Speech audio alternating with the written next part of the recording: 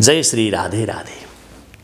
आजको यो नयाँ भिडियोमा म पूजामा आसनको महत्त्वसँग जोडेर केही खास कुराहरू गर्न उपस्थित भएको छु। पूजा गर्दा आसनको बहुतै ठूलो महत्त्व छ, बहुतै ठूलो भूमिका छ। तसर्थ पूजामा आसन गर्दा अथवा नित्य पूजा होस् वा विशेष पूजा, जुन हामीले पूजा गर्नु अघि आसन तयार गर्छौं तर आसन गरेर पूजा सुरु गर्छौं नि, हैन? हो, यसरी आसन गर्दा ध्यान दिनुपर्ने कुराहरू, गर्न नहुने कुराहरू, गर्न नहुने गल्तीका विषयमा आज म यो भिडियोमा चर्चा गर्न उपस्थित भएको छु।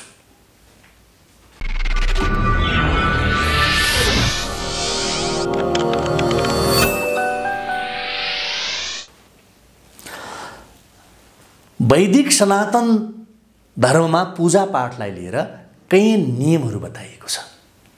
पूजा पाठको नियम भनेको पूजा पाठको अनुशासन सम्झिनुपर्छ।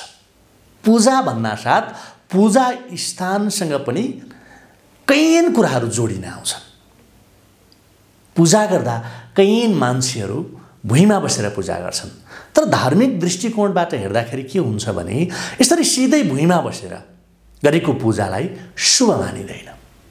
पूजा स्थानमा पूजा गर्दा अथवा पूजा स्थानमा पूजा गर्ने समयमा आसन बिछ्याएर त्यसमाथि बसेर पूजा पाठ गर्नुपर्छ भनिन्छ। किनकि पूजामा आसनको बहुतै ठूलो महत्त्व छ र योसँग जोडेका केही शास्त्रीय नियमहरू पनि छन्। ती नियमहरू पनि म आजको भिडियोमा तपाईं समक्ष राख्नेछु। अन्तसम्म भिडियो हेर्नु होला है। खास गरी शास्त्र पल्टाएर हेर्दै जाँदा पूजा पाठको समयमा अलग अलग रङका आसनहरूको विशेष महत्त्वहरूको चर्चा गरेको पाइन्छ। जस्तो शास्त्रमा चाहिँ रातो रङको आसनमा बसेर हनुमान र दुर्गाको पूजा गर्नु सबैभन्दा राम्रो भनिन्छ। लक्ष्मीको पूजा गर्दाखेरि पनि रातो आसनमा बसेकै राम्रो भनिन्छ। यसका साथै चोखो कम्बलमा उनीको आसन बिछ्याएर पूजा गर्नु सबैभन्दा उत्तम भनेर पनि भनिएको छ। यो सुन्दर सन्दर्भ तपाईलाई प्रस्तुत गर्दैछु म। आउनुस् अब कुरा गरौँ यो आसनको धार्मिक महत्त्वसँग जोडेर। आसनको महत्त्व किन छ त?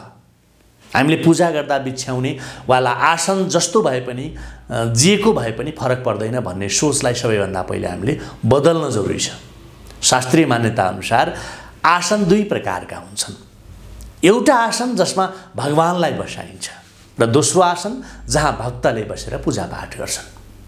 ईश्वर आराधना गर्नेवाला भक्त बस्छ दोस्रो प्रकारको आसनमा भने पहिलो प्रकारको आसनमा भगवानलाई राखिन्छ, आसन गराइन्छ। अबदेखि तपाईले यो नबिर्सनु होला कि भुइँमा बसेर पूजा पाठ गर्नु कुनै भक्त वत्सलहरूले पनि गर्न हुँदैन। बरु काठको पिर्का अथवा घाँस फुसको चकटी पात जोडेर बनाइएकै भए पनि आसन, उनीको कपडाको आसन हुनुपर्छ। तर भुइँमा बसेर सिधै जमिनमा बसेर पूजा पाठ गर्नु शुभ हुँदैन, फलदायी हुँदैन भनिन्छ। यस्तो आसनमा बसेर भक्ति गर्दा, जस्तो काठको पिर्कामा बसेर, हैन, उनीको धागोबाट बनाएका कम्मलहरुमा बसेर, हैन, कुशबाट बनाइएको यस्ता प्रकारको आसनमा बसेर भक्ति गर्दा अथवा पूजा प्रार्थना गर्दा भक्त चाहिँ एकाग्र भएर ईश्वरको आराधनामा लीन हुन सक्दछ भनिन्छ। है, अब म खास गरी अब यो धार्मिक महत्त्व मात्रै नभएर वैज्ञानिक महत्त्वका विषयमा पनि हामी जानौँ न। जस्तो यो आसनसँग जोडेर वैज्ञानिक हिसाबले पनि, धार्मिक हिसाबले मात्रै नभएर वैज्ञानिक हिसाबले पनि यो महत्त्व हामी जान्न सक्छौँ, थाहा पाउन जरुरी छ। आसनमा बसेर पूजा गर्नुको पछाडि धार्मिक महत्त्व मात्र होइन कि वैज्ञानिक महत्त्व पनि छ। जस्तो पृथ्वीमा चुम्बकीय बल यानी कि गुरुत्वाकर्षण छ। जब कोही व्यक्ति विशेष मन्त्रको ध्यान र जप गर्छ भने ऊ भित्र एक सकारात्मक ऊर्जा उत्पन्न हुन्छ। यसरी कुनै आसन नराखी कोही भक्त, कुनै व्यक्ति आसन बिना नै बस्दा त्यो ऊर्जा पृथ्वीमै समाहित हुन्छ। बुझ्नुभयो नि तपाईले? यहाँसम्म आसन नबनाई बसेर कुनै मन्त्र जप पूजा गर्दा जुन ऊर्जा मिल्ने हो त्यो ऊर्जा चाहिँ पृथ्वीमै मतलब जमिनमै मिल्छ, समाहित हुन्छ। त्यसबाट तपाईलाई लाभ मिल्दैन। तसर्थ पूजाको दौरानमा आसन अनिवार्य मानिएको हो। वैज्ञानिक हिसाबले है। अब आउनुहोस् म तपाईँलाई आसनका नियमहरू के छन् त त्यो बताउँछु। मूल विषयवस्तुमा म आइपुगेको छु। आसनका नियमहरू। पूजा गर्ने समयमा कहिल्यै पनि दोस्रो व्यक्तिको आसन प्रयोग गर्नु हुँदैन। यो धेरै मान्छेहरूले गल्ती गर्छन्। आसन पूजा गर्ने भक्तको आसन आफ्नो आसन हुनुपर्छ, दोस्रो व्यक्तिको आसन प्रयोग गर्न मिल्दैन भनेको छ शास्त्रमा। अर्काको आसन प्रयोग गर्नुभन्दा त्यसलाई उठाएर कतै राखिदिनुस्, यताउता छोडिदिनुस्, तर अर्काको आसन कृपया प्रयोग नगर्नुहोस् मेरो प्यारे हजुर। बुझ्नुभयो नि? यो गल्ती नगर्नुहोस्।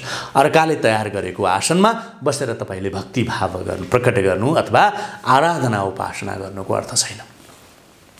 पूजाको आसन जहिले पनि साफ सुथरा हुनु पर्यो र जहिले पनि सफा हातले उठाएर सही र उचित ठाउँमा त्यो आसन राख्नु पर्यो। पूजापाठ सकिसकेपछि त्यसलाई कहाँ लगेर राख्ने हो? उचित ठाउँमा राख्नु पर्यो, त्यही छोड्न मिल्दैन भनेको।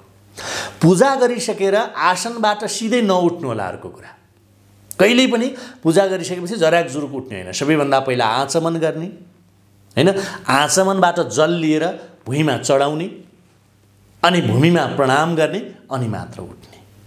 अर्को कुरा, पूजा स्थलको आसनको प्रयोग अन्य कुनै कार्यमा नगर्नु होला।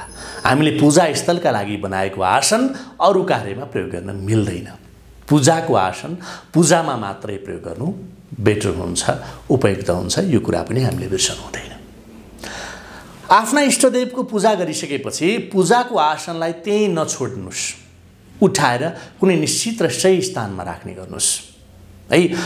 यी त भए नियमका कुरा। अब म तपाईँलाई अर्को महत्त्वपूर्ण कुरा के बताउँछु भने, जस्तो धार्मिक मान्यता र शास्त्रीय नियमअनुसार कुश नामक घाँस छ नि, यो कुश नामक घाँस भगवानको शरीरबाट उत्पन्न भएको मानिन्छ। तसर्थ कुशको आसन बनाएर, कुशको आसन निर्माण गरेर जब कुनै साधकले मन्त्र सिद्धि प्राप्त गर्ने अभिष्ट राख्छ भने यो अत्यन्तै लाभदायक हुन्छ। कुशको आसनमा बसेर आराधना गर्छ भने उसलाई सर्वसिद्धि प्राप्त हुन्छ भनेर शास्त्रमा भनिएको छ मेरो प्यारे हजुर। त्यसै कारण सम्भव हुन्छ भने कुशको आसन प्रयोग गर्नु बहुतै राम्रो हुन्छ पूजापाठका लागि, त्यसमा पनि सिद्धि प्राप्तिका लागि।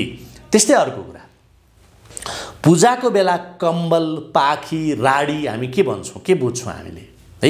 यी जस्तो कम्बल, पाखी, राडीको आसनको प्रयोग पहिले अधिक गरिन्थ्यो भने अहिले पनि कतै कतै हैन यो चलन जीवित छ अहिले पनि।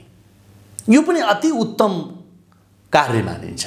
माता लक्ष्मी, माता दुर्गा र हनुमानको पूजा गर्दाखेरि रातो रङको कम्बलको प्रयोग सर्वश्रेष्ठ मानिन्छ। अर्को आसनका कुरा गर्दाखेरि तपाईँले यो मृग चर्म आसन भन्ने सुन्नुभएको थियो कि थिएन? मृग चर्म आसन ब्रह्मचर्य, ज्ञान, वैराग्य, त्यसै गरी सिद्धि, शान्ति एवं मोक्ष प्राप्त गर्नका लागि सर्वश्रेष्ठ आसन भनेर मृग चर्म आसन उत्तम मनशास्त्रमा भनेको छ। यो आसनमा बस्दा सबभन्दा महत्त्वपूर्ण कुरा त इन्द्रियहरू संयमित हुन्छन्। इन्द्रिय संयमित भयो भने अब हामीलाई के प्राप्त हुन्छ? एकाग्रताले हामीलाई के प्राप्त हुन्छ त्यो तपाईँले बुझ्नुहुन्छ। त्यसैगरी यो बाघ चर्म आसन भनिन्छ है।